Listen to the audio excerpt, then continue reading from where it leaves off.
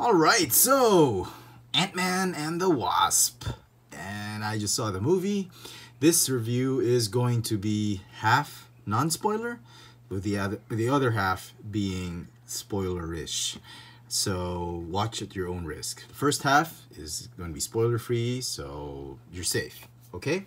I did enjoy it. It's a nice, fun ride.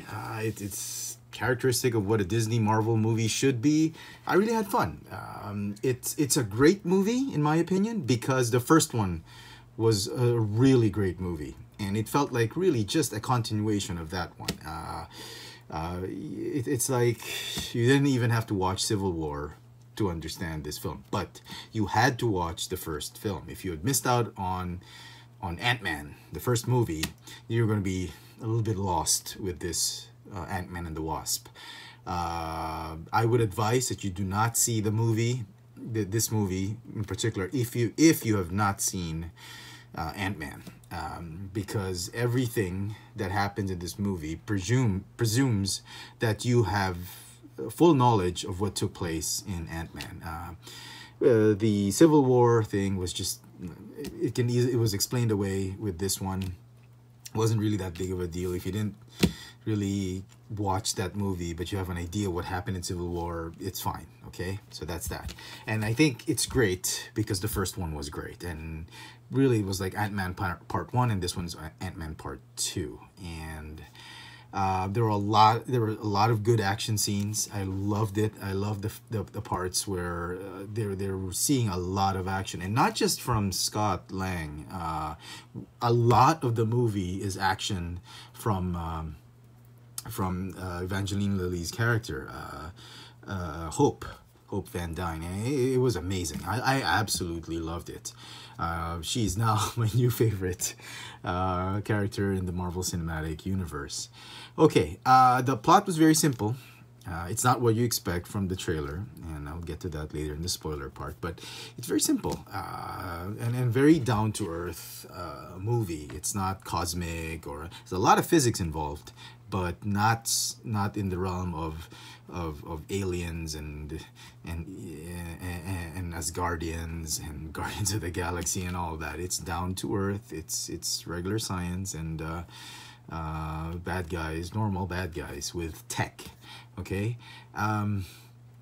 I thought some parts of the movie were going to be dragging, and then as soon as it hits a point where, oh my god, is this gonna drag on? And then boom, some comedic humor is injected, and you just end up laughing like constantly. You can't stop yourself from laughing. The movie had a lot of good laughs.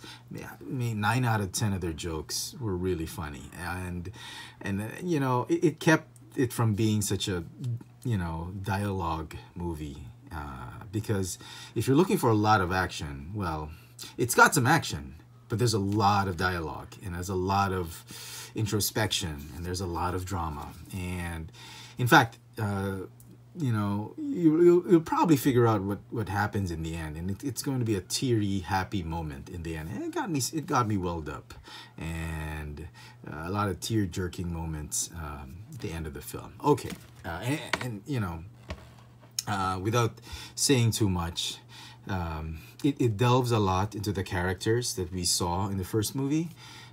We get some of the backstories explained very quickly, and hint, hint, very quickly explained.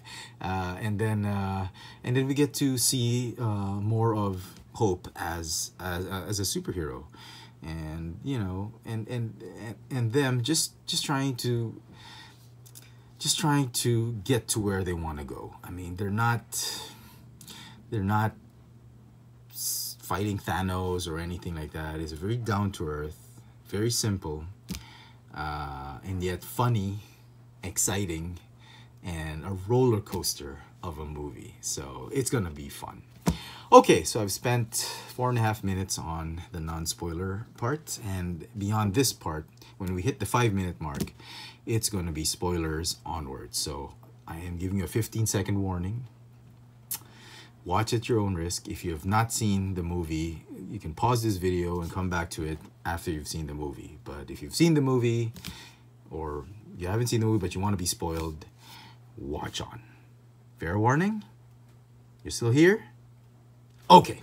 All right. First spoiler I'm going to say is the plot of the movie is not what you think. In the trailer, we hear Hope say, we've unleashed something that can destroy the world, and we need your help. Scott, will you help us? That never happens. Oh my God, I was waiting for that the whole film. It never happens, at least on the one I watched. I mean, this version that I watched. Who knows? Marvel has so many versions of their films, but it doesn't happen. There is nothing unleashed that could destroy the world. Nothing, okay? The movie is all about just coming from the events of Ant-Man, the movie. Scott comes back from the quantum realm, from being subatomic, and Hank has an idea that maybe his wife, Janet, is still alive and trapped in the quantum realm. They're gonna find her, and that's the whole movie. It's all about. It's an allegory. It's like a, not allegory, but it was like a quest. It was a caper and a quest at the same time. They had to get some stuff, and then they had limited time, and they had to get to Janet. They had to save her. They had to get to the corner, and then obstacles were put in their way. But eventually, as you would expect, any Marvel Disney movie, they find her, and it's a happy reunion. But you know, there are a lot of obstacles put in their place, and a lot of them, to say the least. One of them was Scott. He took the deal because of the Accords, because of what happened in Civil War. He is on house arrest, and for 3 years, for 2 years, I think, or 3 years, and then he's on probation after that. And he took the bargain. He took the house arrest, and that's what he had to do. And that's the problem. How does he go on this mission to find Janet if he's on house arrest? So that's one challenge. The next challenge is obviously are the feds. The feds are always on keeping an eye on them, doing funny things, and they're going to be spotted doing things. And the feds or the new shield or whatever, the government is watching them and trying to keep them. They're trying to stay ahead. And Hope and Hank are wanted fugitives because of the Accords. Okay, so that's the second obstacle. The third obstacle is the way they got parts is they dealt with this guy named Sonny, and he is a black market tech dealer, tech black market, not like an arms dealer, but the tech dealer. And he plays dirty, and he's a regular human. He's not alien or whatever, and he's like a mobster, but he's a thorn in them. And you know, he was kind of like the comic relief in a way in this film. And the fourth one was there was this angle of the Ghost and Goliath, and these were dynamic characters that Marvel and Disney introduced to the Marvel Cinematic Universe, not in the way you thought they were. It was funny seeing Lawrence Fishburne playing Goliath. Not as Goliath, but he was the former Goliath, and he is Ben Foster and in the movie. And I was like, what is Perry White doing in a Marvel movie? And I was like, oh my goodness, this guy is amazing. He's both in DC and Marvel Universe. Amazing guy. Amazing performance by Lawrence Fishburne. And he sort of adopts this ghost, the Ghost. And she is not the techno-terrorist. She is just a victim of this quantum experiments by one of Hank's former partners or colleagues. And she's just trying to save herself. And to do so, she needs to find Janet as well and to extract quantum energy from her, which could eventually kill her. So that's the drama here. There's a lot of conflict, there's a lot of obstacles, but eventually they end up getting what they want. They can end up finding Janet, and obviously that's what's going to happen. It's a Marvel Disney film, okay? In particular, I was a little bit wary that there were just too many things going on. So for the newcomers, you'd probably think, oh, what's going on? Who's the Ghost? And all that. For the old, if you read up on the comic books, you probably think, oh, the Ghost is so cool. And to me, quite honestly, I thought that Ghost angle was totally unnecessary. The story would have been kept simple if you just had the feds or the government agents and this dealer to deal with. But then I realized, had you had that, it would have been a very, very boring movie. Ant-Man and the Wasp superhero movie, you have to have a supervillain in the form of the Ghost. And the Ghost, being as she is, she's not really bad. She's not a techno-terrorist, and she's just lost. She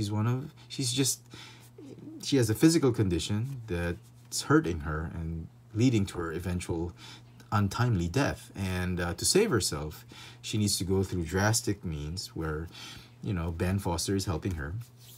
And she's just wants to survive. And that's why she's trying to get stuff from Janet, from Hope, from Hank, and from Scott. And at the end of it, she gets saved. And Janet does her things. They save Janet, Janet saves her, and they find ways to save her eventually. But I thought it was a little bit unnecessary to have that Ghost character angle. But again, as I say, it's going to be boring. And they need a supervillain sort of to sell the film or to make the film more interesting. And knowing Disney and Marvel, that is fertile ground for a subplot. And I'm pretty sure in the third installment of Ant-Man, we're going to see her again, the Ghost, and Ben Foster. Maybe I'm hoping he gets to put on a suit and become Goliath. That would be interesting. Okay, because again, spoiler, Hank does put on a suit, but not in the way you think. He puts on a suit to save Janet in the quantum realm. Okay, so that's my take on the whole complexity of the plot. But despite its complexity, the plot story finds a way to make it very unified and not messy, and you'll still be able to follow it even if you're not a comic book reader or an avid Marvel fan. If you're a casual spectator or casual fan of the Marvel Cinematic Universe, you'll be able to get this film, provided you've watched the first movie. Okay, let's talk about a few more things. I don't want to talk too much about the action and the comedy. Luis was funny as always. They're starting. I don't want to talk about too much detail of the plot. I will want to talk about how the movie ended. Okay. And I'm trying to keep this review short so that I don't spoil too much, but I want to give you some things to, a few spoilers for those who want to be spoiled. So at the end, they find Janet, and Michelle Pfeiffer, amazing. I'm glad she's part of the Marvel Cinematic Universe, and then they save her. Okay, and then it's all happy ending, reunion. Scott finishes his house arrest, and he's free. Everybody's happy, and it ends very, very well. So all's well that ends well. Very nice. And I wish I would have stopped right there and not wait for the end credits. Now the end credits, there are two, and I wasn't too pleased with it. The first end credits is they're on a rooftop, and they've set up their device to the quantum field in a van, and they have Scott try to harvest quantum energy, and the three of them, Hope, Janet, and Hank, are doing the controls. And I was totally expecting him to disappear with the Thanos snap, and he'd fade away, and everybody would be so sad. That was what I was expecting. It doesn't happen. What happens is the reverse. He gets to the quantum field, has a few laughs because he was scared. He starts to scare them, and he's gone. But he's there. He gets the quantum energy, and time to extract him. 5, 4, 3, and then nothing.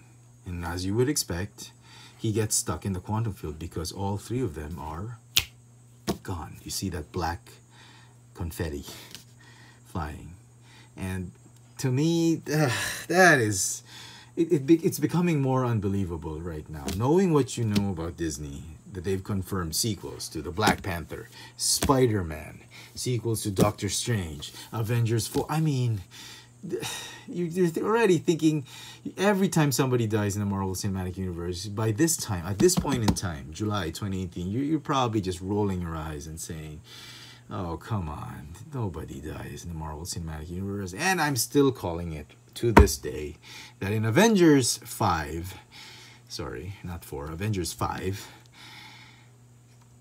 or, no, Avengers 4, sorry, my bad.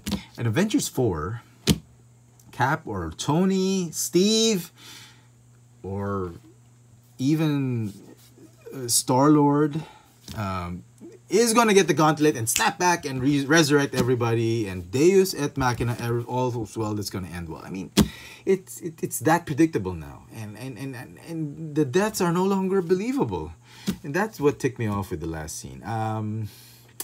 I don't know. I'm pretty weird at this, but had he had gone, I mean, just as he was about to enter the quantum field, he just disappears, and everyone's like, oh, maybe I would have accepted that as, oh my God, Ant-Man. Like, all the stars are disappearing. Yeah, sure, he's going to come back. But I mean, all three of them?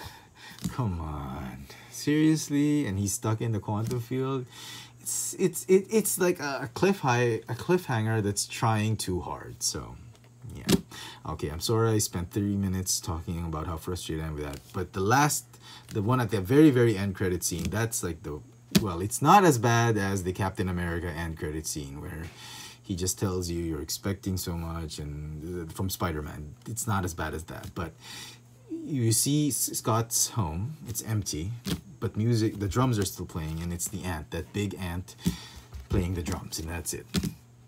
You'll know why when you watch the movie, why that ant is significant, that big ant is significant. That he's a decoy that they use so he could get out, so that the device, the tracker device on his ankle won't leave the house. They put it on the ant, and the ant did whatever he did. He was programmed to do that. Anyway, but that's it. That's the last scene. And I was kind of hoping something like after seeing Avengers Infinity War, I was kind of hoping there'd be like a Nick Fury scene or something like that, like a Captain Marvel scene, or somehow, some way, some form of redemption for Avengers Infinity War, that at least we see some Avengers or some hint of the Avengers planning on how they're going to get back at Thanos, and maybe Doctor Strange. We see Doctor Strange or Gamora or something that will lead into the next movies for next year, but nothing. It's really nothing. And status quo. This movie takes place within the parameters of Avengers Infinity War. So, the movie was great. I wish it was less cluttered, but it was a whole roller coaster. It was a lot of fun, and it's amazing because the first one was truly amazing. So it's like a part 2 of Ant-Man, which is rightly so. It is a sequel, so you have to watch the first one. Okay, had a blast with this one. I'm gonna give it an 8.5 out of 10, maybe a 9. Okay, go see it with your family. It's a lot of fun. Very, very nice. So well done to everybody on this film. That's my review of the Disney Marvel Studios movie Ant-Man and the Wasp. Thanks for watching.